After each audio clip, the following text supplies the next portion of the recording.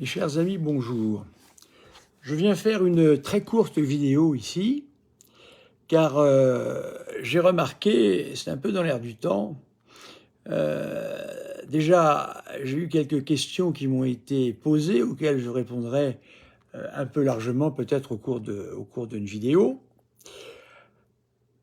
Il se trouve que dans l'Église, vous n'apprenez rien, il y a à l'heure actuelle une crise que nous vivons qui est très forte et il faut vraiment ne pas voir pour dire le contraire.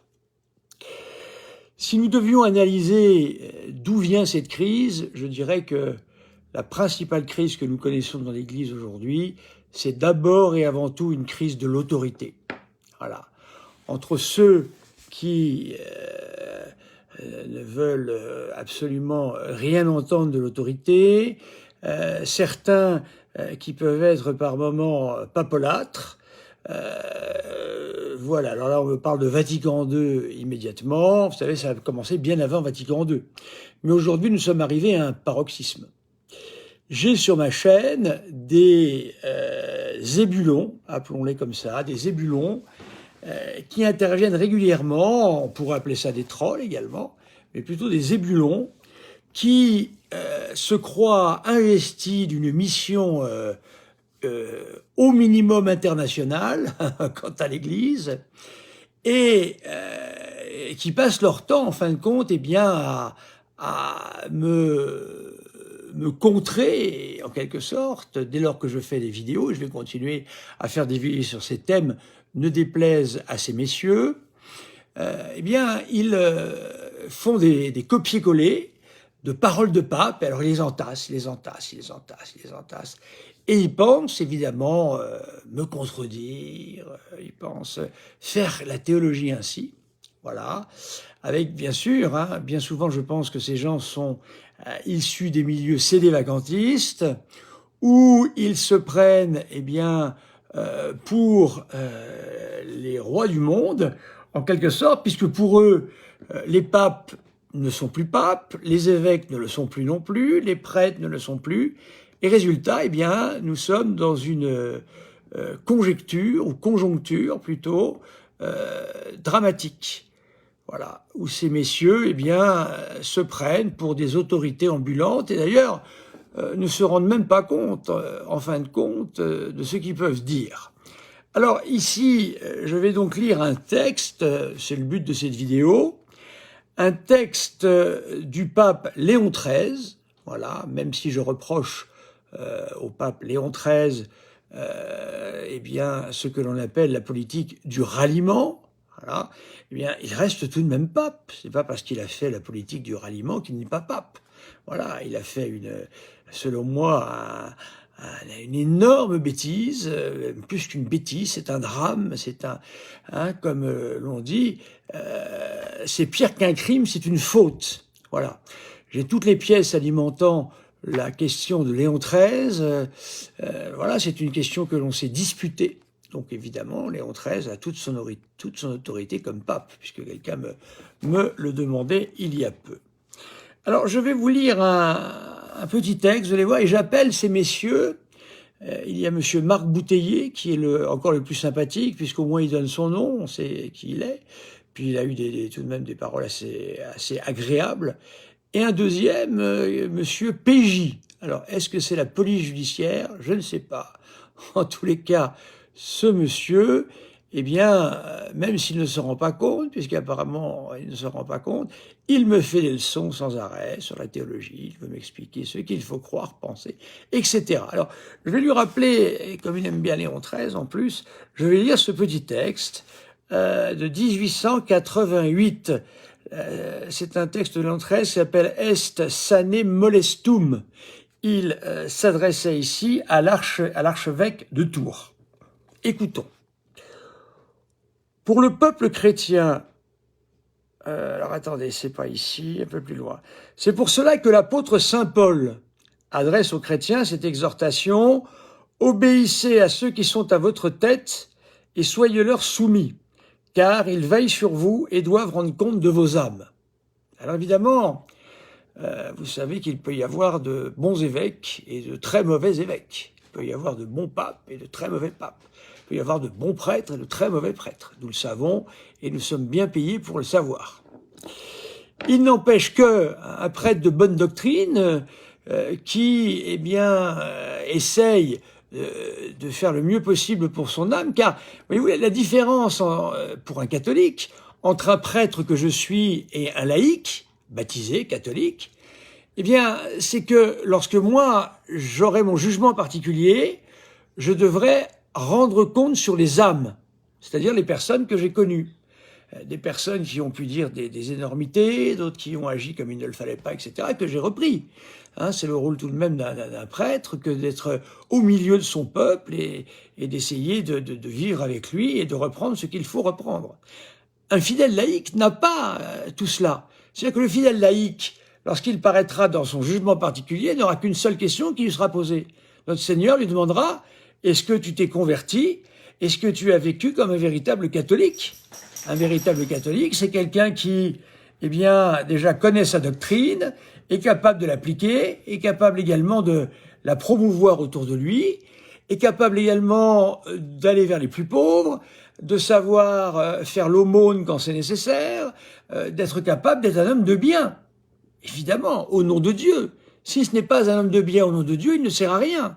Et comme le dit le Seigneur lui-même, vous savez, il y a une parabole comme ça avec « je suis la vigne » et vous êtes, eh bien, les plantes, hein, les pousses qui viennent sur cette vigne, eh bien, si ces pousses ne servent à rien, notre Seigneur nous dit, je les coupe et elles tombent.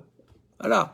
Si je suis un catholique qui ne partage jamais, qui ne fait jamais la charité, qui n'est jamais capable d'avoir ce cœur que l'on demande hein, à l'image du Sacré-Cœur de Jésus, je suis un sarment qui ne sert à rien.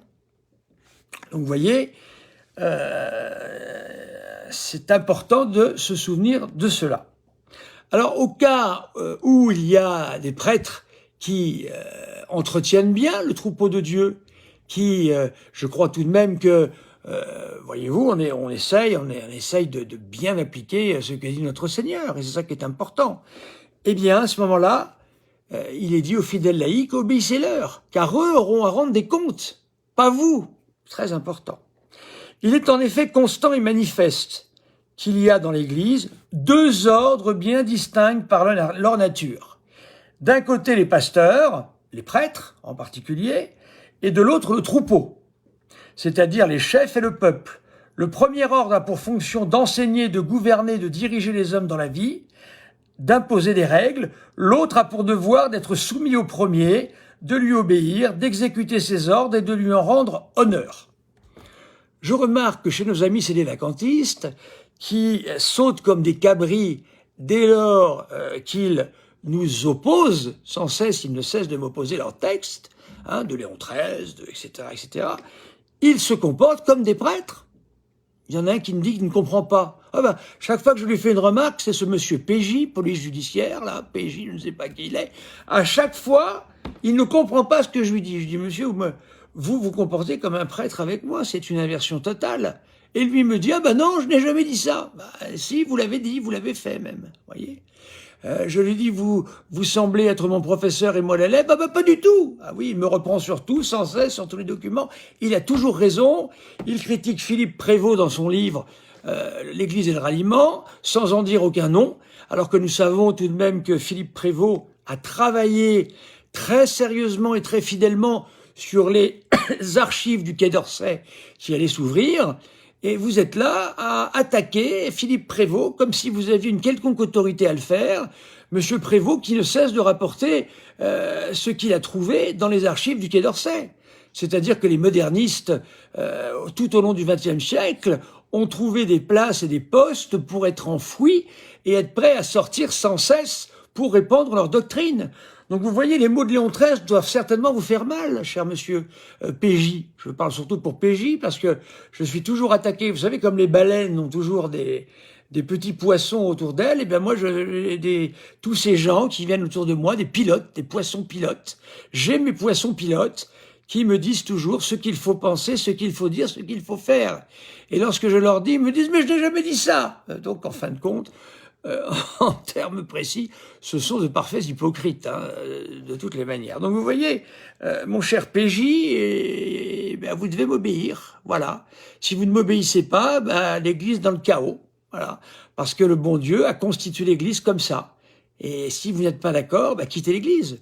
Il y a d'ailleurs, vous l'avez déjà fait, puisque je crois que vous êtes sédévacantiste. Bon, il y a des prêtres, il y a des évêques, il y a des laïcs, il y a des bons prêtres, je l'ai déjà dit, il y a des mauvais prêtres, etc., etc. Bon, moi je ne crois pas défendre des positions modernistes, donc je ne vois pas pourquoi je n'aurais pas la prérogative de la constitution même de l'Église, qui fait que mon cher PJ et mon cher Marc Bouteiller, au lieu de m'attaquer sans cesse et de me mettre dans les pattes des empêchements d'avancer dans mes travaux, vous feriez mieux d'écouter et de m'obéir. C'est ce que dit l'Église, voyez-vous. Ça dépend sur quoi. On ne va pas obéir à un mauvais prêtre. Si ce prêtre dit n'importe quoi, dans des questions de doctrine, on ne va pas lui obéir. Ça me paraît évident. Par contre, on va le respecter tout de même. Hein. L'Église est constituée ainsi. Maintenant, si les hommes d'Église n'y répondent pas, c'est autre chose. Mais le minimum, c'est le respect qui doit être dû.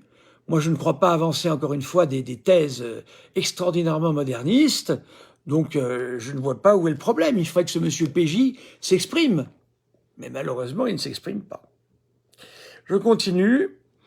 Alors, l'autre a pour devoir d'être soumis au premier, de lui obéir, d'exécuter ses ordres et de lui rendre honneur. La plus petite chose que vous pourriez faire, monsieur PJ, c'est déjà d'obéir un minimum et bien de me rendre honneur, ce qui n'est pas le cas.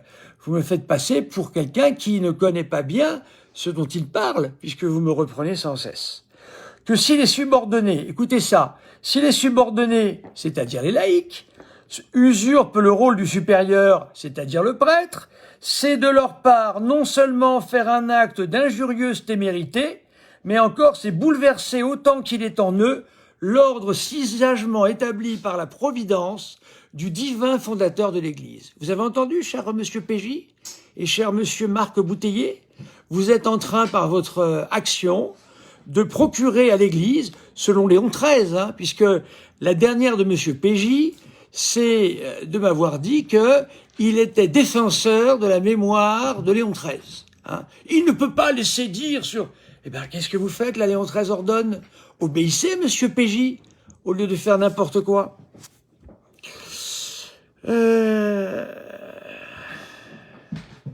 Alors, écoutons ça. S'il se trouvait par hasard dans les rangs de l'épiscopat, un évêque ne se souvenant pas assez de dignité et paraissant infidèle à quelqu'une de ses saintes obligations, il ne perdrait malgré cela rien de ses pouvoirs, et tant qu'il demeurerait en communion avec le pontife romain, évidemment, vous allez me dire qu'il n'y a pas de pape, puisque vous êtes pape à la place du pape, il ne serait certainement permis à personne d'affaiblir en quoi que ce soit le respect et l'obéissance dus à son autorité. Voilà. Alors ça, c'est aussi très important. Voilà. Tout au plus, quand les fidèles ont de grands sujets de plainte, parce que vis-à-vis de moi, apparemment, je suis un moderniste, donc on doit se plaindre, monsieur PJ se plaint, leur est-il permis de déférer la cause entière au pontife romain, pourvu toutefois que, gardant la prudence et la modération conseillée par l'amour du bien commun, ils ne se répandent point en cris et en objurgations, ce qui contribue plutôt à faire naître les divisions et les haines, ou certainement à les augmenter. Voilà. Le plus important, évidemment, dans ce texte, ce qui m'intéresse, hein, c'est de bien placer qui est le prêtre, qui est le fidèle. Vous me devez ça, monsieur PJ et monsieur Bouteiller, parce que nous ne supporterons pas les mêmes vision au moment du jugement particulier, vous et moi. Moi, je suis prêtre, j'ai des obligations. Vous n'avez aucune obligation, sinon de vous convertir vous-même et de vous occuper de votre famille. Voilà. Donc, c'était pour faire un petit rappel, selon Léon XIII. Voyez-vous, j'attends la réponse de monsieur PJ. Parce que monsieur PJ est un tel amateur de Léon XIII que là, il va forcément sauter sur l'occasion pour obéir enfin au pape, obéir enfin à l'autorité qui est au-dessus de lui. Nous sommes aujourd'hui dans une parfaite anarchie, c'est-à-dire une église dans laquelle, eh bien, chacun n'en fait qu'à sa tête. Voilà. ce que disait Boileau des protestants se trouve aujourd'hui répandu à tout le monde. Il disait que tout protestant est pape une Bible à la main. Je devrais dire aujourd'hui que tout catholique, voire Monsieur PJ, est d'une certaine manière, eh bien, lui aussi pape, son manuel des papes à la main. Voilà où nous en sommes. Alors j'espère que tout cela va pouvoir un peu changer, faire bouger un peu les lignes, et je prie pour vous deux, PJ et Marc Bouteiller, qui est beaucoup plus aimable que PJ. PJ, c'est vraiment vraiment là on atteint des sommets quant à la désobéissance due au prêtre. Voilà, espérons que cela vous fera mieux comprendre la différence entre les deux. Je vous salue Marie, pleine de grâce. Le Seigneur est avec vous. Vous êtes bénie entre toutes les femmes. Et Jésus, le fruit de vos entrailles, est béni. Sainte Marie, Mère de Dieu, priez pour nous pauvres pécheurs, maintenant et à l'heure de notre mort. Amen. Que le Seigneur Tout-Puissant vous bénisse, le Père, le Fils et le Saint-Esprit. Merci à tous et bonne journée. Je reviendrai vers vous pour continuer mes enseignements de prêtre.